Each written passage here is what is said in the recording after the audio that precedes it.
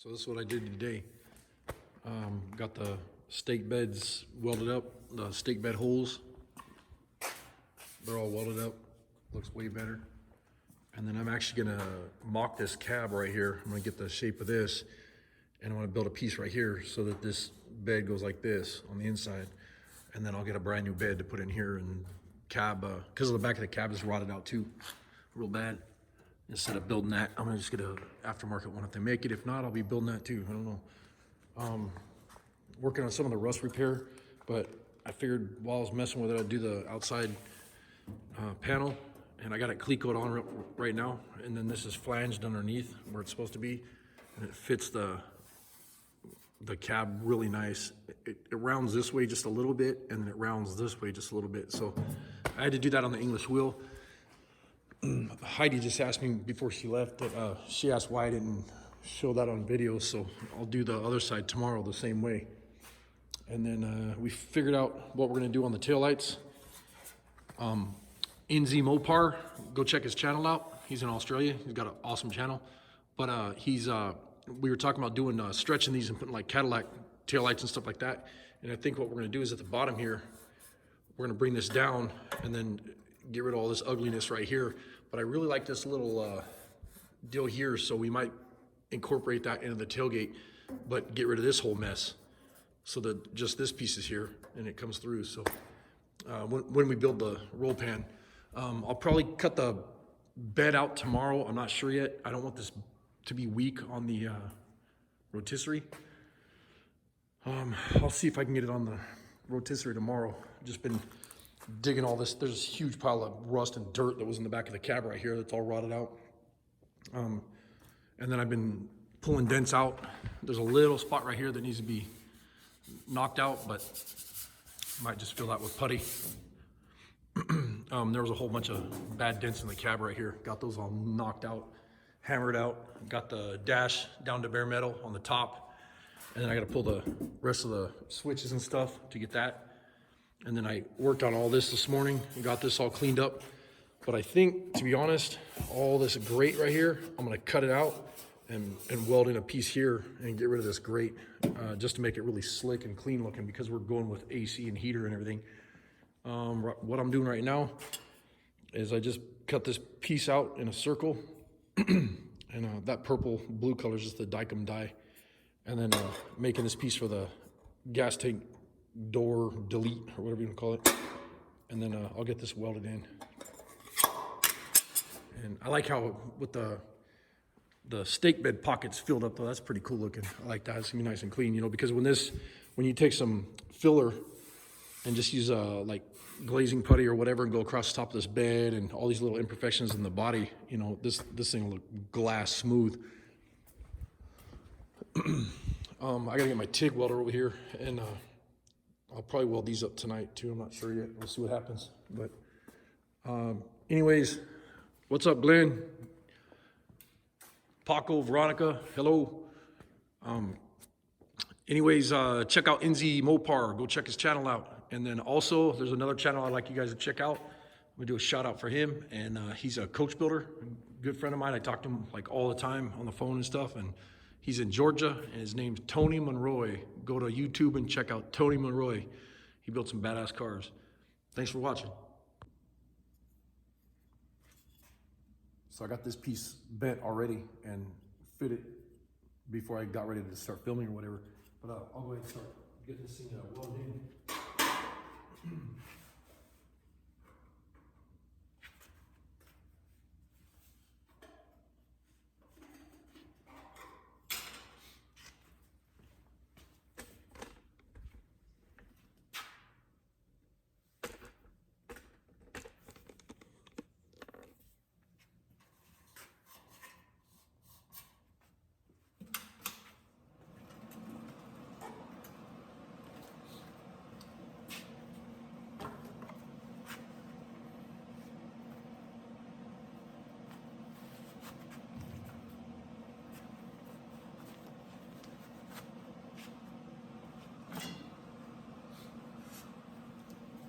When you're doing metal work, one of the biggest things is like if you have gaps or anything like that, it's not too bad, you know, as long as you can fill them with with the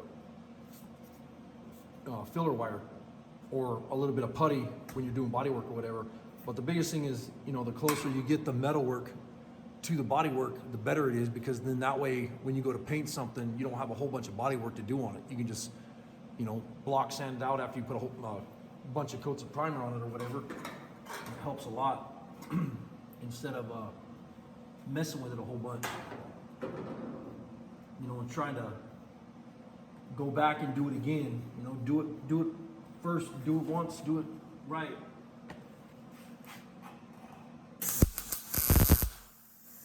And when you're doing this, you got to be real careful not to warp the metal. So when you're welding sheet metal, you got to be real careful not to get it too hot. So you'll see me do a spot weld right here, and then over here, and then over here, and then over here, and then as I'm hammering it in a circle or whatever, but real slow so that it cools down, you know, fast enough.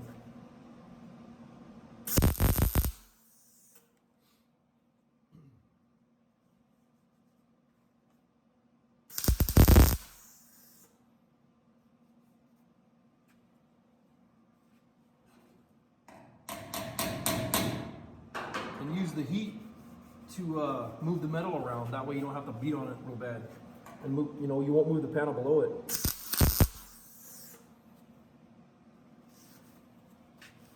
Yeah, that feels good right there. So.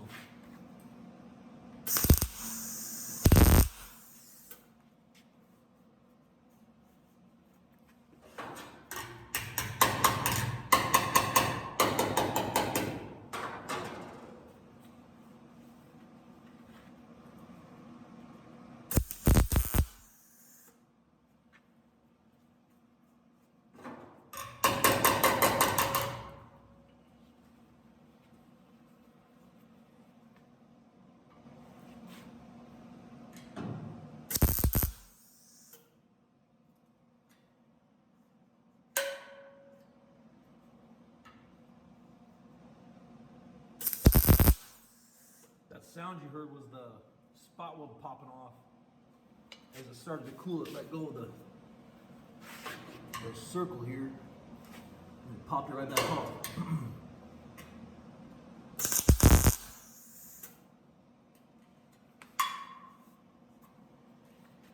You heard that again.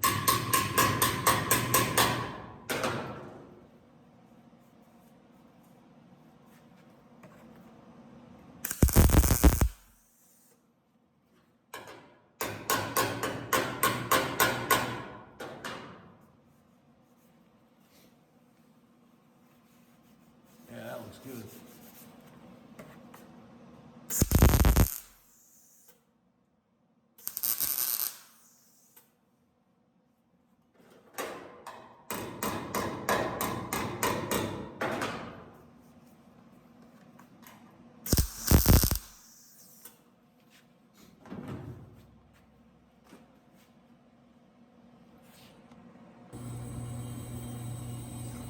I had to set up my light right here.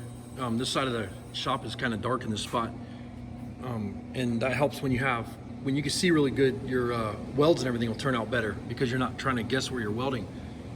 Now what I'm doing right now is to keep the heat down is I'm welding here and then here and then here and here, let it cool, and then go back and start the next spot farthest away where you just stopped, and then do it again and do it again. And it's very time consuming, but like right now I can run my hand with this glove on it over the top right here, and I can already feel that it's like really nice and smooth. And then I'll show you how to metal finish a piece to make it look really nice. That way when you're done, just a simple skim of glazing putty or putty body filler will cover it up, so that when you get ready to block sand the car out for getting ready for paint, it helps a lot. And I'll show you how to do that in a bit. Another trick that I like to do is, like when you're welding and you see how all these dark spots are, it's because I just wire brushed it off. And I don't mean with a wire brush, just a handheld wire brush. I'm talking about an electric wire brush, or a electric drill, or like this is what I'm using, a Makita right here with a wire brush wheel. And then what happens is when you go over this, and just make sure you wear safety glasses when you do this because it shoots those wires all over the place. But you could clean it up like that, and you could already see the spots that are getting missed, and then you can go back and hit those again, because like right here, it doesn't look like it needs a weld until you really get up close to it, and under poor light and stuff, you know, I can't even tell if it needs another weld or whatever. And then when I cleaned it, you can tell that it's already welded. It's good. But this helps a lot. And it doesn't take much. Just real quick like this, and then you can go through and, you know, figure out, you know, I need a weld there, one there, one there, one there, and one here, and that's about it. And then, you know, I can go ahead and check it. Still kind of warm, but yeah, it feels good. And then when I go to grind it, I'll show you what kind of grinding pad and stuff that I use. That way I don't warp the metal. So the next thing I did, so I could spare you guys the noise, is this is just an old DeWalt grinder disc. And what I did is when I'm grinding, instead of laying it flat like this, the grinder flat, so that you don't get a bunch of heat, I'm only using just the very end of the disc like this, and just going on the weld, back and forth on the weld. Or you can use a die grinder disc with, you know, a air die grinder with a disc and do the same thing.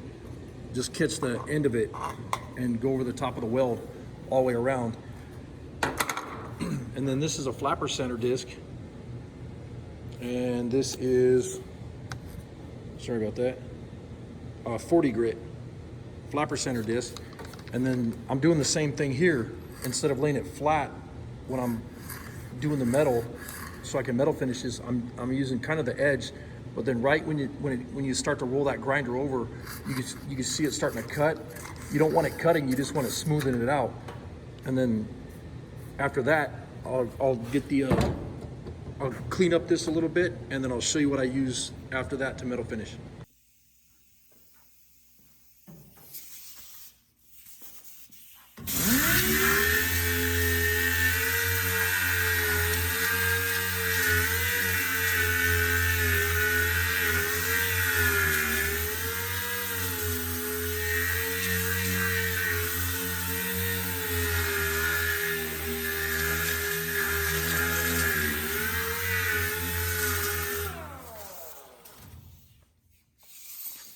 And then the next step is 36 grit with a Harbor Freight dual orbital sander. That's what I just did there. And you can see how smooth it already is. And then I'm taking I have a Snap-on, and it doesn't have to be Snap-on or Harbor Freight, it could be any brand. But this is 220 grit. And I'm gonna go ahead and keep going on this.